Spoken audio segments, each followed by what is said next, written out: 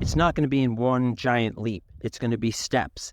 And that's the process. It's telling yourself that you have the ability to do it, because you absolutely do. Don't let your depression and anxiety and personality disorder and other issues determine how you see yourself. You have to push back on those things. And motivation is a huge, huge component. Can you improve your mental health? And by the end of this video, I'm going to give you the tips to enhance your emotional intelligence to improve your mental health. Emotional intelligence is understanding your emotions and being able to identify it. And it sounds easy, but it can be really complex, particularly if you're dealing with other mental health issues, depression, anxiety, or even a personality disorder. Now, the core components of emotional intelligence is self-awareness. And this is that you're able to recognize your own emotions and how well can you pinpoint them. And certainly mental health gets in the way of doing that. And even depression, anxiety, and absolutely personality disorders get in the way because it creates a degree of distortion. And that distortion prevents you from not only recognizing when you've been triggered or if an emotional button has been hit, and it's what you're feeling and how you're reacting. It can be really, really hard to get an understanding of your emotional reactions outside of the mental health condition. So building self-awareness. Now, the next component is self-regulation. And this is being able to control your emotions. So first, you have to know what the emotion is. Second, can you control it? What strategies can you put in place? And one of the easiest strategies, believe it or not, is something we all do, and that's breathing. And if you'll notice, a lot of times when you're stressed or you're overwhelmed with depression, or you've been activated with fear of abandonment, or you feel guilt, shame, doubt, notice your breathing. It usually becomes very shallow, and you're breathing more in your chest. So what we need to do is we need to slow down and take those full breaths you're always hearing about, and you're like, I'm not going to do that. I want to encourage you to try it. Just give it a shot and see what happens, because it's about regulating those emotions. And that's an easy strategy that you can utilize. So recognition, then regulation. Next is motivation. And this is using positive emotions, but that also links to positive self-talk. And absolutely, the distortion from depression, anxiety, personality disorders absolutely impair your motivation and self-talk. It tends to skew it negative because, as I mentioned earlier, these issues, these mental health concerns create distortions where you can't see what's going on with you or your emotions. It's harder to pinpoint. And then it also starts feeding what I call family in the head. And that family in the head absolutely is that chorus in your brain telling you you're no good, you can't do it, anything like that. Well, who would have thought that today we'd be doing a video outside here in Scottsdale, Arizona? Well, we are. And we got to think of it positively. It's doing things, recognizing that you can do it. It's climbing to the peak and getting to the top. And it's not going to be in one giant leap. It's going to be steps.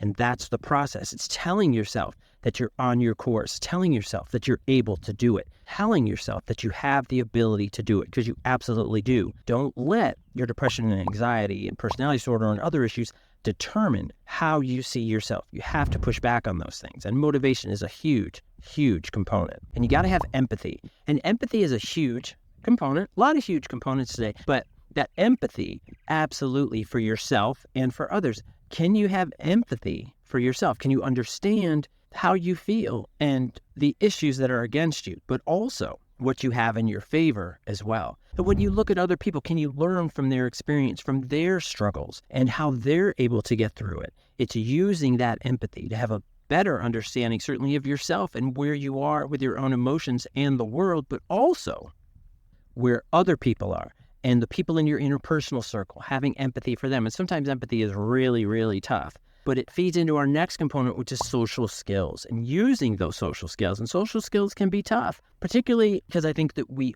overjudge or misjudge social skills. We think that social skills is being perfect in every situation and always knowing what to say. Well, you don't, and I don't either. Gosh knows. I say things that are just really sometimes just not appropriate at all. And if it's really bad and I offend somebody, then you own it, right?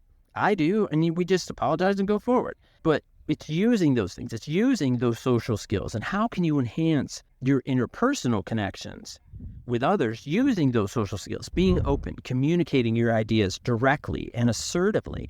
Because I think when we have mental health concerns, we communicate ourselves in a very circuitous, roundabout way, and that creates confusion. And when there's confusion, we sometimes end up with an outcome we didn't expect, or we can feel embarrassed or ashamed, or we ridicule ourselves. So we really have to build our social skills and understand how to use them to connect to others. Now that we kind of have an understanding of some of the basic components of emotional intelligence, how can we use it to improve our mental health? Absolutely pulling these things together, using these components that we just talked about, increases stress management and stronger relationships. And these two work hand in hand. As the research has shown for over 20 years, higher emotional intelligence leads to better relationships, actually more promotions, and people with higher intelligence make more money, which is nice. But they have better relationships. They're more satisfied with not only their life, but their relationships and the people that they connect with. And it's using these strategies to go forward. And that's exactly what we want to do. Now, some practical tips, some things that you can do. You can use mindfulness, slowing down and just kind of taking that breath and seeing where you are in the moment right now. Where are you? What are you doing? Are you in your room? Are you in your car? Are you in your office? Where are you? And if you look to the left of your screen or to the right, what do you look at? What's there? Is it a pencil? Is it a pen? Is it a window? Whatever it is, it brings you to the center. That's mindfulness, bringing you to the current, because you can control your life when you're present and focused. And it can be tough when you're also dealing with mental health concerns, absolutely. But mindfulness is a powerful, powerful thing. Also, using active listening.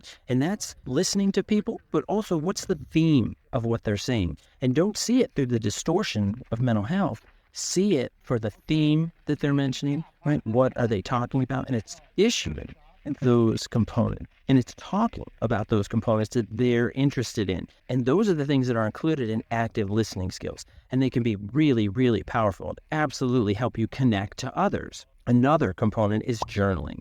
And journaling is great because you can get it out. Don't stuff it and keep it in. Get it out on a piece of paper. It doesn't have to be pretty. Doesn't even have to be grammatically correct. Just get it out, because the more you stuff it, the more it swims inside.